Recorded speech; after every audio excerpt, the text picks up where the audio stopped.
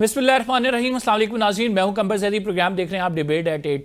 नाज़रीन, सैलाब एक नागहानी आफत है, इसमें कोई शक नहीं, लेकिन हमारे ऐसे इकदाम हैं जो हमारे लिए मुश्किलात का बायस बनते हैं। दरिया के किनारे पे हम तजावुज़ात बनाते हैं, सोसाइटीज़ को NOC दिया जाता है, वहाँ पे सोसाइटीज़ बन जाती है, लोग इन्वेस्टमेंट कर देते हैं, डिफॉरेस्टेशन की जाती है। ये सारे वो इकदाम हैं जो कि हुकूमत की सरपरस्ती में हो रहे हैं, लेकिन पूछने वाला कोई नहीं है। इन इकदाम को जो किए गए हैं, इनका अजाला कैसे मुमकिन है? क्या हुकूमत मुस्तकबिल में ऐसे कोई कदम उठाएगी कि जो सोसाइटीज़ बनी हैं इनका NOC कैंसिल कर दे, दरिया का रास्ता जो है वो खुला कर दिया जाए, दरिया के रास्ते में जितने तजावुज़ात हैं हटा दिए जाएं और इसके बाद डिफॉरेस्टेशन को रोका जाए? इस पर आज डिबेट करेंगे कि हुकूमत आइंदा आने वाले दिनों में क्या कदम उठाएगी, और अगर ये 2-4 हफ्तों से हम इस मुसीबत से निकल आते हैं तो कोई खातिर खा इकदाम भी किए जाएंगे या सिर्फ महज बातें हैं, महज सिर्फ दावे हैं, इसके बाद कुछ नहीं होगा। एक और इम्पॉर्टेंट स्टोरी अपने प्रोग्राम में शामिल करेंगे। वज़ीर आज़म इस टाइम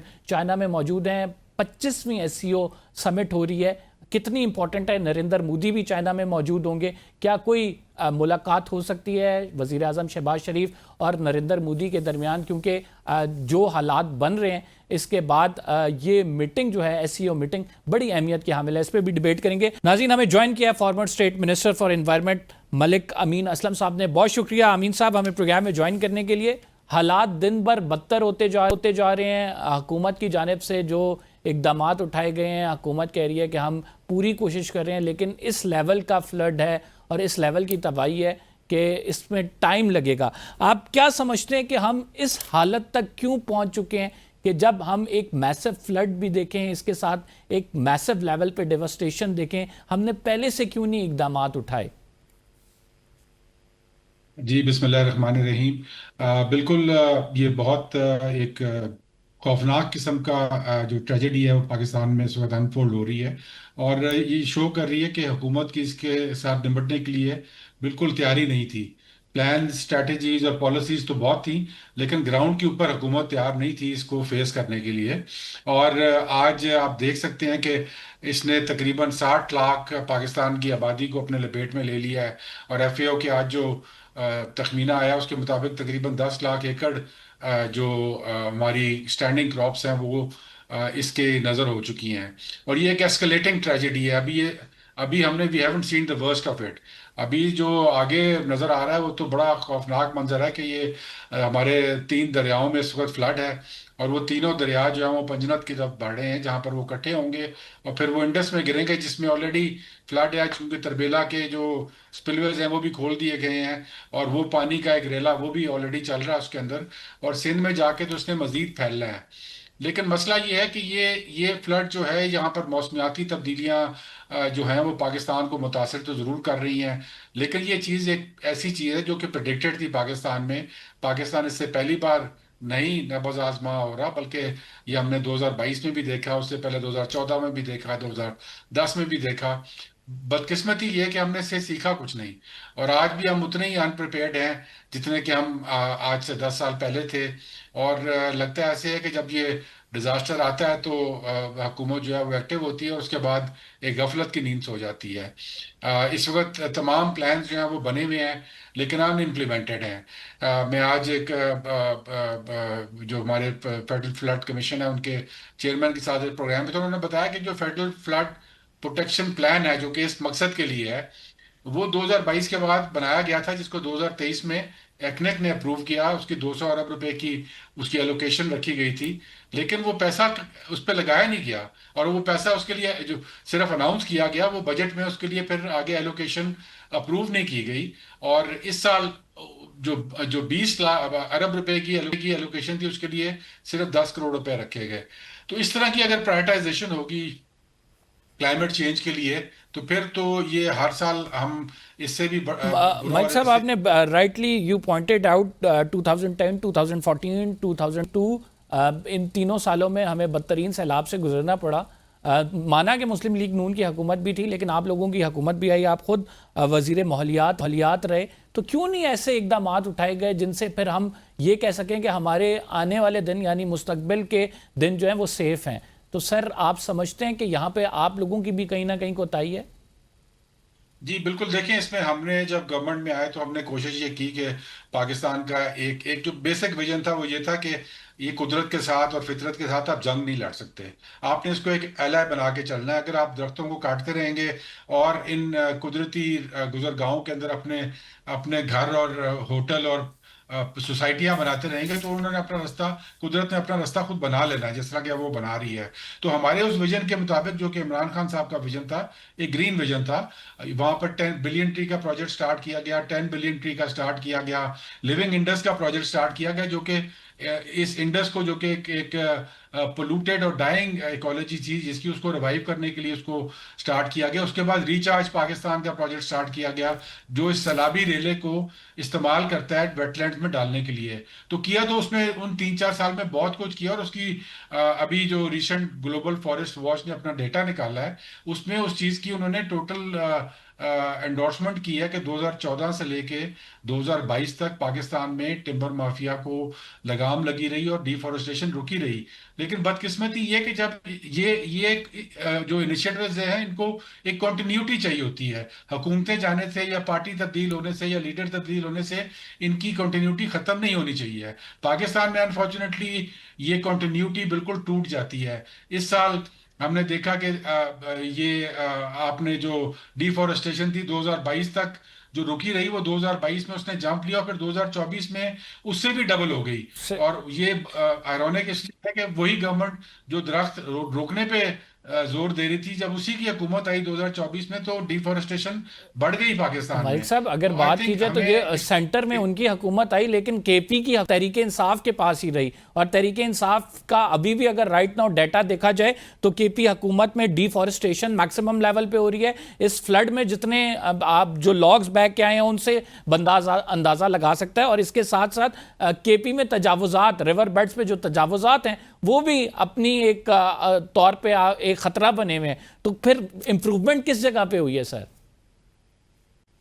देखिए, मैं आपको यही डेटा समझा रहा हूँ कि 2014 से 2022 तक, जब तक इमरान खान साहब खुद यहाँ पे थे और वो एक इस विजन को सपोर्ट कर रहे थे, तब तक तो ये सही से में चलता रहा। ये मैं नहीं कह रहा, ये ग्लोबल फॉरेस्ट वॉच का डेटा है, जो कि मौजूद है इस वक्त वेबसाइट पे उनके।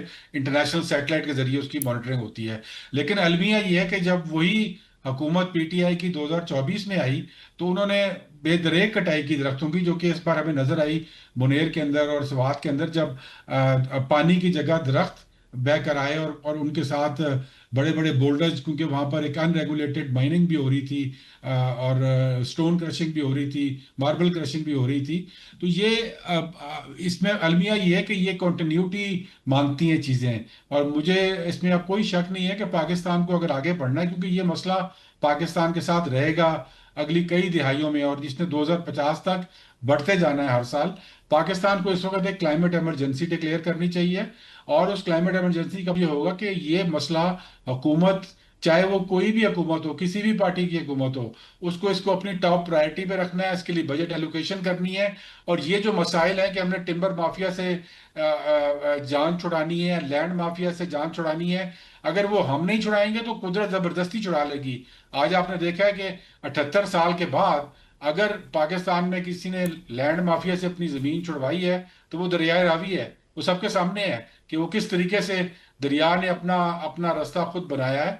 और ये दरिया की गलती तो नहीं है, दरिया तो अपने रास्ते पे बह रहा है। कहीं पे भी दरिया उस रास्ते से बाहर नहीं निकल रहा जो कि उसका अपना रास्ता। अमीन साहब, मुसद्दिक मलिक साहब कहते हैं ताकतवर लोग जो हैं वो रिजॉर्ट बनाते हैं ऐसे एरिया में जहां पे पानी की गुजरगाह हो। कैसे एनओसी जारी कर दिया जाता है? कोई रिपोर्ट, इन्वायरमेंटल असेस रिपोर्ट नहीं होती, कोई रोकता नहीं है, ना ही उस टाइम पे कोई अथॉरिटी जो है हमें हरकत में दिखाई देती है। कैसे हो जाता है ऐसे? ये बिल्कुल ये आपने सही फरमाया कि जो रूडा का कॉन्सेप्ट है उसको क्रिस्टलाइज जो है वो पीटीआई की गवर्नमेंट में किया गया था। उस वक्त मैं क्लाइमेट चेंज का मिनिस्टर था, और मैंने इसकी ऑपोजिशन की थी उस कमेटी के अंदर जहां पर ये पेश किया गया, और एक ऑल्टरनेट प्लान के पेश किया था, जो कि उसकी प्रेजेंटेशन हुई थी जो एशियन डेवलपमेंट बैंक ने बनाया हुआ था, जिसमें रिवर रावी को एक नेशनल पार्क में तब्दील करना था।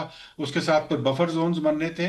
दरिया के रास्ते में कुछ नहीं होना था, लेकिन दरिया की जो पेरिफेरी है उसके ऊपर डेवलपमेंट होनी थी।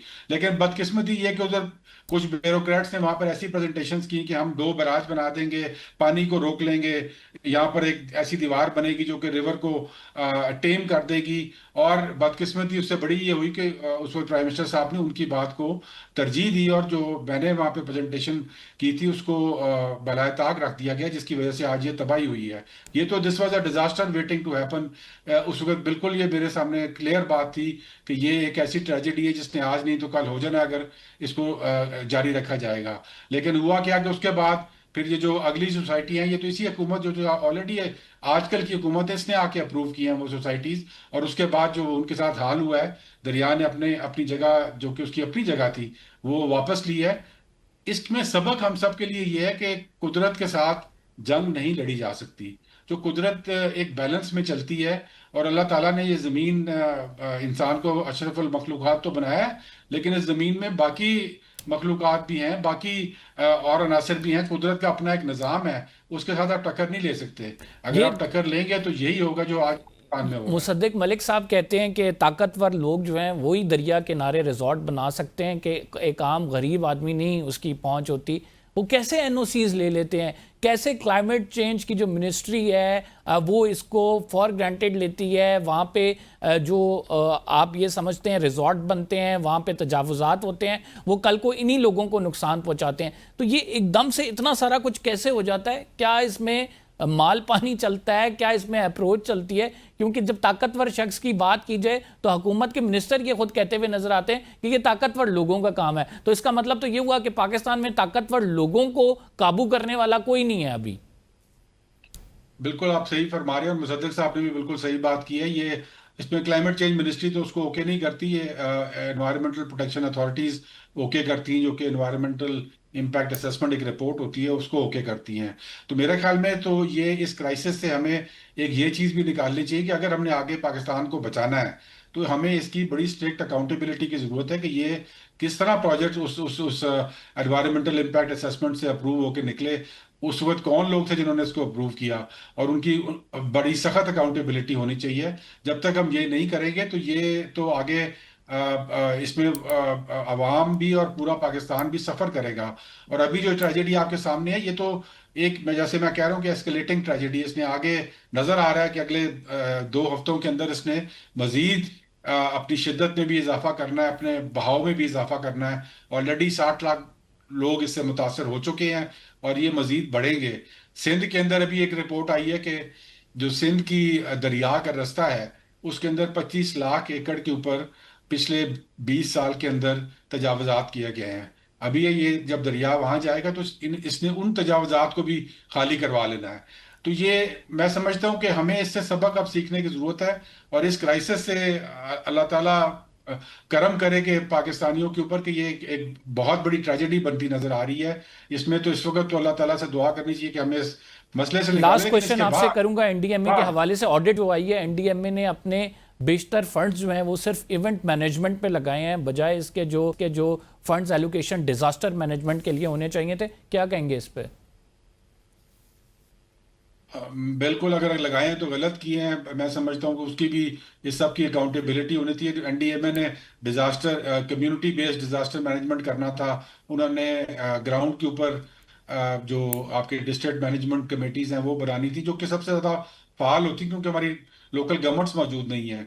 तो अगर वो नहीं की गई तो इसकी पूछगछ होनी चाहिए, पता करना चाहिए कि ये क्या हुआ, कहाँ गए वो फंड, और क्यों नहीं लगे ग्राउंड के ऊपर। क्योंकि ग्राउंड के ऊपर तो हम एक टोटली अनप्रिपेयर्ड सिचुएशन में नजर आ रहे हैं, और जो लेवल ऑफ ट्रेजेडी है वो बढ़ती हुई नजर आ रही है, और पाकिस्तान के लिए एक तशवीशनाक हालत है जो कि आगे नजर आ रही है। अभी इसमें हमने एक मुश्किल फेज में जाना है, क्योंकि बहुत सारे लोग इससे जब मुतासर होंगे तो उनकी रिहेबिलिटेशन और फिर उसके बाद उनके घरों की रिकंस्ट्रक्शन, इसमें पैसा भी लगेगा, और इसके अंदर आगे आने वाले दिनों के अंदर बहुत बड़ा एफर्ट भी लगेगा, और इसके लिए बड़ी स्ट्रॉन्ग पॉलिटिकल कमिटमेंट और विजन चाहिए। और मैं समझता हूँ कि ये इसलिए एक हमें क्लाइमेट इमरजेंसी डिक्लेयर करने की जरूरत है, ताकि हम इस चीज को भूलें ना। ये ना हो कि 2-3 हफ्ते बाद जब ये डिजास्टर गुजर जाए तो उन लोगों को भी अपने हाल पर हम छोड़ दें, उन और उसके बाद अगले डिजास्टर का इंतजार करें, क्योंकि वो डिजास्टर आना है। ये नहीं कि नहीं आना, वो आना है। और अगर जब आना है तो फिर हमें इसके लिए इसको अपनी हाईएस्ट प्रायोरिटी और तरजीह बनाना है, इसके लिए फंडिंग भी रखनी है, इसके लिए हमें प्लान भी जो बने हुए हैं उनको इम्प्लीमेंट करना है, और जो प्रोजेक्ट्स ग्राउंड पे इम्प्लीमेंट करने जी। हैं, और जो हमारी दो बड़ी माफिया, लैंड माफिया और टिम्बर माफिया, जो कि एक्सपोज हुई हैं इस ट्रेजेडी के अंदर, उनसे हमें जान भी छुड़ानी है, और हमें उनसे अपने कुदरत को भी आज़ाद कराना, वरना कुदरत उसको अपने खुद अपने जोर पे आज़ाद कर लेगी, जैसे कि आज कर रही है। Thank you very much Malik Ali Amin Aslam साहब मौजूद थे, अपनी राय का इजहार कर रहे थे। नाज़रीन, प्रोग्राम में एक छोटा सा ब्रेक लेंगे। We will be right back after this short break. आप कहीं मत जाइएगा।